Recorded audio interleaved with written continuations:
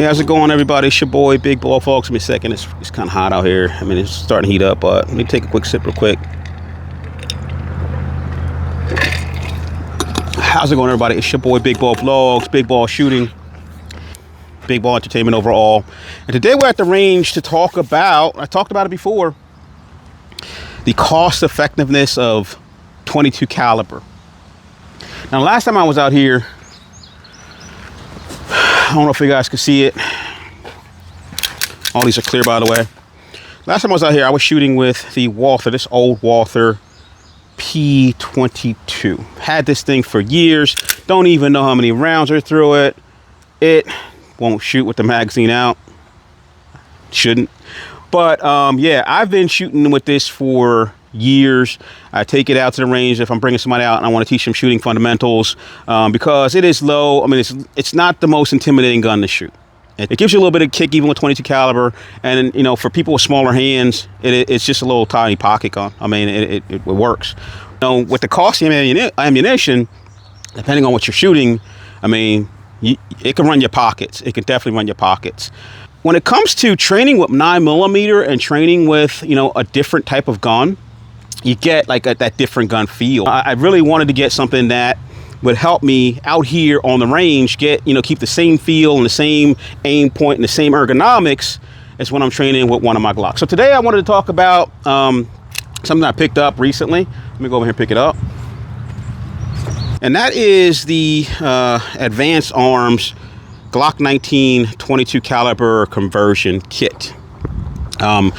Not new by any means. I know there's a couple of different .22 caliber Glock conversions, and Glock even makes a .22 caliber pistol.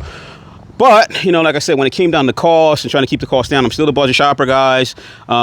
This was a little bit expensive if you ask me. I got it off of eBay. There was a company on eBay selling these for about $267 for the CA compliant one, 10-round magazines, no threaded barrel.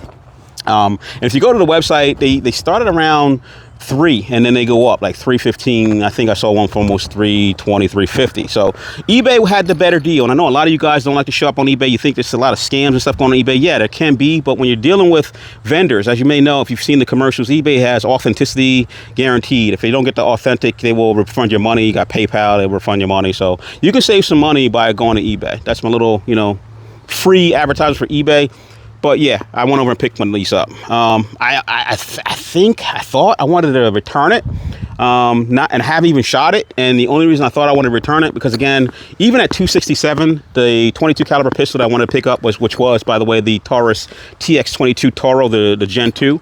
That gun's costing $250 if you look it up from certain vendors with a rebate right now where you get 3 additional mags. It comes with 3, and I think you get 3 more. So definitely a better buy. But when it came down to it, again, I still wanted to keep that Glock feel. I wanted to kind of stay with that Glock form factor, even though the gun I'm going to be using today is a little bit different than your standard Glock. So I thought I would pick this up. I thought I would try it. Today we're gonna run it. You get this nice little bag, by the way. Nice little carrying bag. So if you choose to, you can actually use this as a carrying case. It has on the inside a pocket for your manuals and your instruction manuals and some informational cards. On this side, you have 3 mag pouches, which comes with 2 10-round magazines and 1 speed loader, which I have not used yet. On the outside, you have another pocket, which you could probably put additional information or mags in there. And yeah, nice little carry case for you to take to the range, which comes free. So maybe, you know, in the long run, you know, that is worth something, having the free case that you get with it. This is the main mechanism here. When we talk about pistols, both revolver and semi-automatic, you're talking about the action. This is part of the action.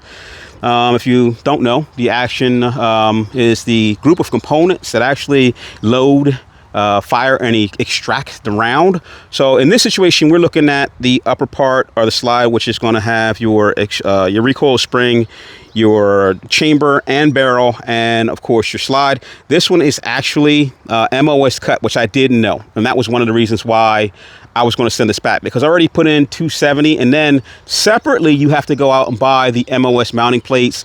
You get the set of 4 from eBay. I don't know, I haven't checked online, but you get the set of 4 from eBay for about $34. And if you want the individual plate that you choose to use, like an RMR plate or a Doctor plate or whatever, those are about $24 a piece. So now up to $300. And again, remember, a TX22 comes at $250 with 6 mags. So yeah, I'm already in on this one for about $300 if I choose to buy those additional plates. One thing that I did notice, and again, I haven't shot Glock factory sights in quite a while. I've always swapped them out for either irons or something that, you know, was a little bit more durable, and night sights. These sights seem to be a little bit small to me. Don't know why. They just seem to be a little bit small. So we're going to go through and we're going to definitely take some shots. We'll see how accurate it is. Interesting thing to me is how this actually works, because again, remember, 22 is rimfire. So I was curious about how this works. So don't know if you can see that, but these are the inner workings. You still have what looks to be a striker type mechanism here. But looking down, it kind of hits the rim on the bottom. So it is still a rim fire. It still has this striker in the back, which is going to get pulled similar to how a Glock fire control system works. And it looks like, I don't know what this little component is, but it slides around here. And I think I can't tell without taking this apart, but that might have to do something with the barrel. So let's see how far we can take this down to see what else you got to do to get this apart. You have your recoil spring. Again, hopefully I'm not violating any rules. You have your recoil spring, and yes, that has something to do with extraction, maybe. I'm not sure. This little thing right here, don't know what that is, but it works to make this gun fire and cycle. So we're gonna get that all back together. Barrel feels actually pretty good. It is sort of heavy barrel profile. It's got a narrower end back by the chamber, but definitely heavy barrel, not some little thin pencil barrel with a shroud on it. Slide those back together. The recoil spring has this little end on it to kind of give it, I guess, a seat to ride on. Slide it back together like a Glock. And then what you can do is, again, I cannot show this on camera. So what we're going to do is we're going to get this apart. And I don't know why people have such a hard time doing that. I mean, I don't know why. Glocks are not the hardest thing to take apart, but if you grab that trigger when you rack it back too far, yeah, you ain't getting apart. I'm gonna put that together. We're gonna give it a little rack, and now I am back together, and this is it. This is the gun.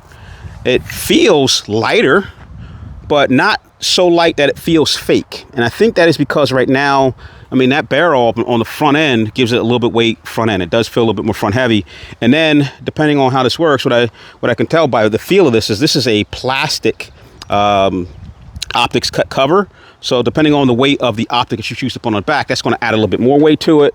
And it gives me the feel. Now, like I said, this is technically a Polymer 80, which I believe has like a 1911 ergonomic grip, but it gives me that Glock feel. And that Glock sight picture. So when I am presenting, all of my Glocks are pretty much the same. They all kind of run the same sights. They all have, you know, maybe all have red dots on them, whatever, but I can actually use this for holster draw because it's going to fit my Glock holsters. And if it runs, hey, how can you beat it? 22 running at, I don't know what's 22 running at, like 10 cents a round now, if that. A box of 22 is not that expensive. So let's take a quick look at the information card that came with this, because I think that is pretty much important too. One of the things that I kind of worried about when I bought this was the fact that sometimes 22 just gives you a hard time. With 22, yeah, some ammunition has been known. I think Remington or Winchester White Box is one of the ones, kind of like, you know, loose bullets and stuff like that. Can be, because it's so cheap, harder to run on the gun because it's cheap, it's sturdy, fouls the gun up quicker, and may cause the gun to run a little bit sloppy. But one of the things that this gun does recommend, especially because I guess you're going to be riding an optic on there, is that you run specific velocity ammunition. So it strongly recommends ammunition that runs between 1,200 and 1,300 feet per second. A very low power ammo may have issues. This is a recommended list. And any rule of thumb, any 36 grain bullet or higher between 1200 and 1300 feet per second. What they do not recommend running is any Winchester ammunition. Like I said, Winchester white box. Yeah, man, I heard those weren't that good. Federal ammunition may work, if you keep it lubricated well, so it must be pretty dirty. American Eagle, for some reason, says don't run Thunderbolts and don't run CCI Stingers, which are hyper velocity ammunition. Let's take a quick look at the magazines. This is their magazine. It says 10 round compliant. I kind of went through it, made sure it was 10 rounds. It does hold 10 rounds. Apparently, nothing special about it. It actually does have, which to my surprise, it has a last round hold open for the slide. And that's about it. Pretty standard mag. I can tell you that, again, not running this, I did a quick mag insert test, and as you can see, that mag will not go in no matter how hard I push it. That is probably going to be one of my points of dislike about this. And it's weird because when I look at the actual mag as it goes in, if I do this, you can see, what you probably can't see because of this, you can see that the mag is actually hitting the feed lip on the barrel, right? Or actually on the chamber. Now, how do I fix that? Pretty easy. Just tip that back a little bit like that, and boom, it goes in. So that is because this is a little bit undersized for the mag well and allows it to rock back and forth. And that will definitely be an issue if I am trying to run drills where I'm trying to stick a mag in. Boom, did not go in. Did not lock in. I gotta wiggle it to get it to go in. So don't know if I like that. Actually, I don't like it, but it could be something I can fix because it looks like all I would have to do probably is kind of remove a little bit of material right here with a Dremel maybe, and that would probably fix that issue. I don't know. But if I do that, like I said, push it back a little bit, and it clicks right in. Another thing that is, kind of weird is that there's almost no limited or no way to grab that magazine once it's in there. It's tucked in there pretty tight. All right, so if it didn't drop free, which it doesn't really drop free, yeah, you're gonna fumble with it to get it out of there. You're not gonna be able to yank it out. Like I said, a little bit of problems with that. Not sure if I like it, but let's get some ammo in it and see how it runs.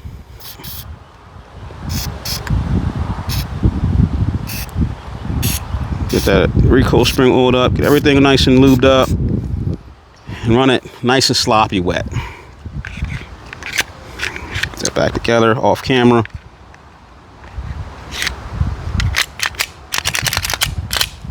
Definitely feels a little bit better.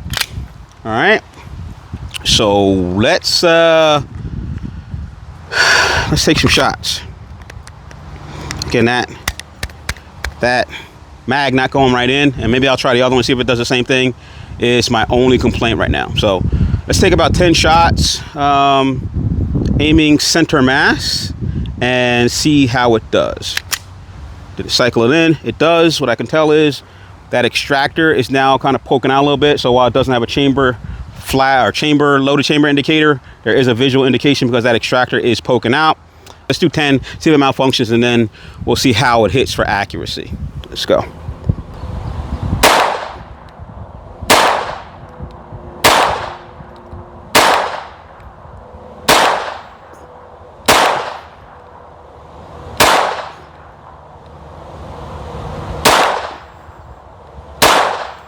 Okay, 10 shots, no issues.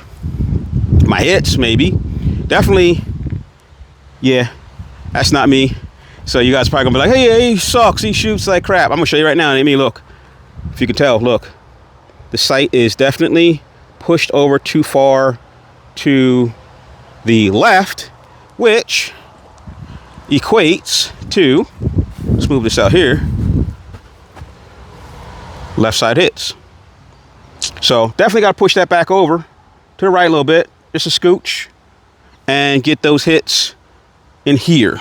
We're gonna load up 10 more, see how it runs, and then we're gonna compensate for the left side hits. All right, 10 more loaded up. This time we're using the other mag, to see whether or not it loads easier. It does not. Same issue. Will not smack in unless I rock it back a little bit, and then it locks in and doesn't come out. Doesn't drop free. Also doesn't drop free. Again, some things that if you're trying to practice or train with this thing and you're practicing mag reloads, not going to be easy to do a mag reload on it, but I'm pretty sure I can make it work. So let's give it 10 more. We're going to try to compensate a little bit more to the right and see where these hits are going. Let's turn this camera around. Here we go.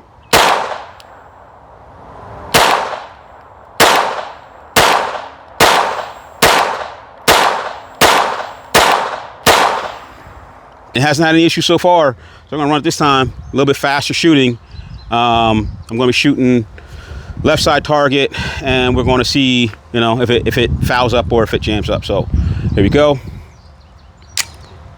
Went into battery by just dropping the slide. Use a slide release, and here we go. Okay, it runs. I actually like it for the cost of 22. And to be out here and just run all day, you know, it feels like the gun that, like when I come out or shoot, it feels like, you know, it just feels good in the hand, if that makes sense. I don't know. But anyway, yeah, if you're interested in switching over, man, I can't fault this one right here because it seems like it's running. No issues. You can get it with the suppressor barrel. I mean, you can get it with the threaded barrel. It's got that bull barrel on it. It's got optics ready. It takes Glock sights, I'm assuming. Looks like it's got a Glock sight cut. I'm definitely going to pull these cheap plastic sights out of there. I got tons of sights at the house. Maybe put a pair of suppressor sights on it and get back out here and run it again. So I think it might be a keeper. I was going to return it, but I think it might be a keeper. Thought I would show it to you. It's not cheap. $270. You can buy TX22 and probably many other 22 caliber full-size pistols. But if you got a Glock, hey, why not? So with that said, about to pack it up and get out of here. Thanks for watching. Thanks for watching. Thanks for supporting the channel. I'll talk to you soon. Peace.